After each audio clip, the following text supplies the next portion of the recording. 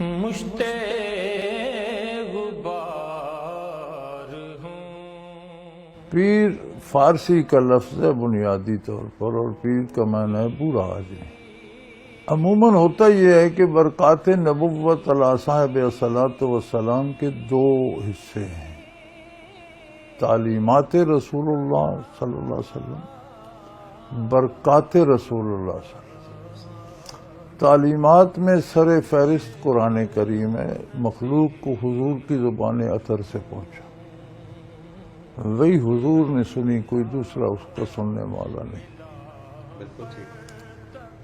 اور حدیث پاک ساری تفسیر ہے قرآن کی، شرح ہے۔ سنت یا عمل رسول اللہ صلی اللہ علیہ وسلم کا عملی تفسیر ہے قرآن کی۔ اب علوم حاصل کرنے کے لیے مکمل علم یہ ہے کہ آپ وہ الفاظ ظاہری تعلیم بھی حاصل کریں جو رسول اللہ صلی اللہ علیہ وسلم نے دی، قرآن، حدیث، فقہ، صحیح، اور اس میں جو کیفیات تھیں وہ بھی پائیں۔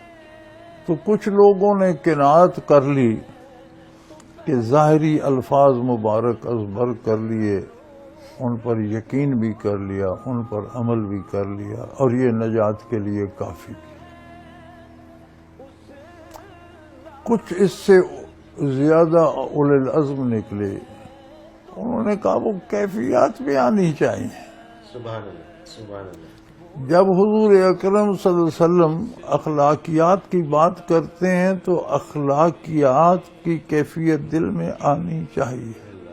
بے شک، سچ بولنے کا کہتے ہیں تو دل میں سچ بولنے کا جذبہ پیدا ہونا چاہیے۔ جھوٹ سے روکتے ہیں تو جھوٹ کے خلاف دل میں نفرت آنی چاہیے۔ جنت کی بات کرتے ہیں تو ایک کیف دل میں جنت کا آنا چاہیے۔ جہنم کی بات ہوتی ہے تو ایک سنسنی خیز لہر اندر دوڑنی چاہیے۔ بالکل صحیح، بالکل صحیح۔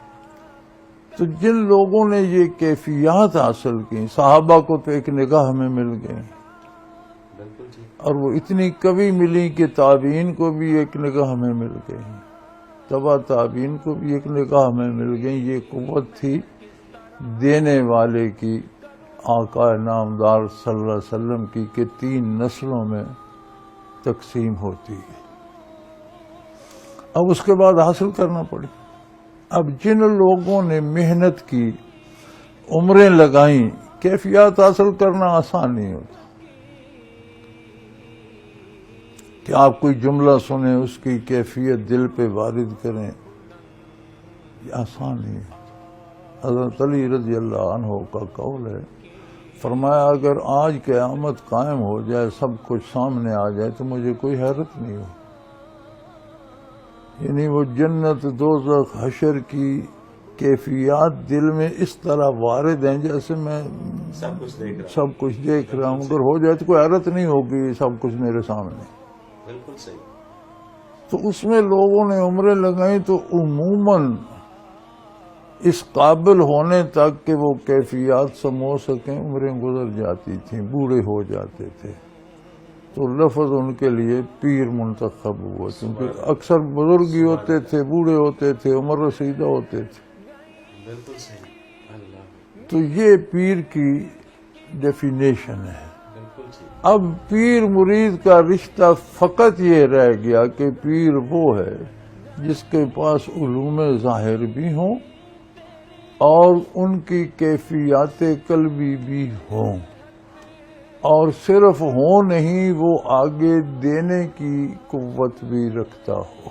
صحیح، مرید ارادہ کرنے والا اس بات کا ارادہ کرتا ہے کہ اس کے سینے سے وہ خزانہ حاصل کروں گا جو نبی کریم صلی اللہ علیہ وسلم کے قلب اطہر سے آ رہا ہے۔ سبحان اللہ، سبحان اللہ۔ تو کام تو محدود ہو گیا، پیر کا کام کیفیات کا دینا، مرید کا کام کیفیات کا لینا۔ بالکل